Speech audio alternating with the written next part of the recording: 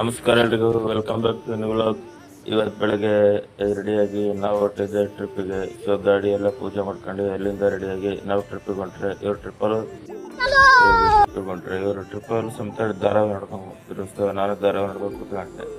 ಆಮೇಲೆ ಅಲ್ಲಿಂದ ಇಂಥ ಜನ ಎಲ್ಲಿ ಸಿಗ್ತಾರೆ ನಿಮ್ಗೆ? ಹೊಡಿರಿ ಚಪ್ಪಾಳೆ, ಹೊಡಿರಿ.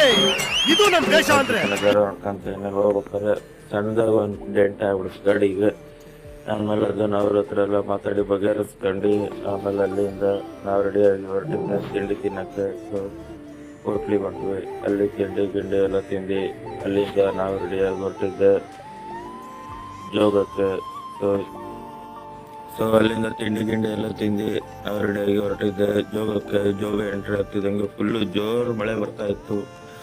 ಸೊ ಅಲ್ಲಿಂದ ರೈನ್ಕೋಟ್ ತಗೊಂಡ್ವಿ. ರೈನ್ಕೋಟ್ ಎಲ್ಲ ಹಾಕೊಂಡ್ರೆ ಯಾಕೆ ತಲೆ ಮೇಲೆ ಹಿಡ್ಕೊಂಡು ಹೊಂಟೆಲ್ಲ ಹಾಕೊಳ್ಳ ಅಂತಂದ್ರೆ ನಮಕ್ಕ ತಲೆ ನೆನೆಬಾರ್ದು ಅಂತೇಳಿ ತಮ್ಮ ಅಂತಂದ್ಲು. ಅದಕ್ಕೆ ಸೊ ತಲೆ ಮೇಲೆ ಅಷ್ಟೇ ಹಾಕೊಂಡು ಹೊಂಟಾಳಂತೆ.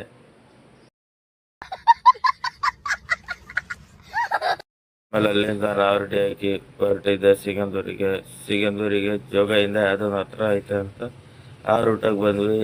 ಅಲ್ಲಿ ನೋಡಿದ್ರೆ ರೋಡೇ ಸರಿ ಇರಲಿಲ್ಲ. ಸೊ ಅಲ್ಲಿಂದ ಒಂದು ಲಾಂಚ್ ಇತ್ತು, ಲಾಂಚ್ ಕಾರ್ ಹಾಕೊಂಡು ಅಲ್ಲಿಂದ ಸಿಗಂದೂರಿಗೆ ಬಂದ್ವಿ. ಸೊ ಸಿಗಂದೂರಿಗೆ ಮೂರು ರೂಟ್ ಇದ್ದಾವೆ. ಈಗ ಇದರಿಂದ ಹೋದ್ರೆ ಬರೀ 40 ಕಿಲೋಮೀಟ್ರ್ ಜೋಗದಿಂದ. ಸೊ ಅಲ್ಲಿಂದ ಎಲ್ಲ ರೆಡಿಯಾಗಿ ಸಿಗಂದೂರಿಗೆ ಬಂದ್ವಿ. ಸಿಗಂದೂರು ದರ್ಶನ ಎಲ್ಲ ಮಾಡ್ಕೊಂಡು ಅಲ್ಲಿಂದ ನಾವೆಲ್ಲ ರೆಡಿಯಾಗಿ ಊಟ ಗೀಟ ಎಲ್ಲ ಮಾಡ್ಕೊಂಡು ನಾವು ಹೊರಟಿದ್ದೆ ಸೀದಾ ಕಟೀಲಿಗೆ.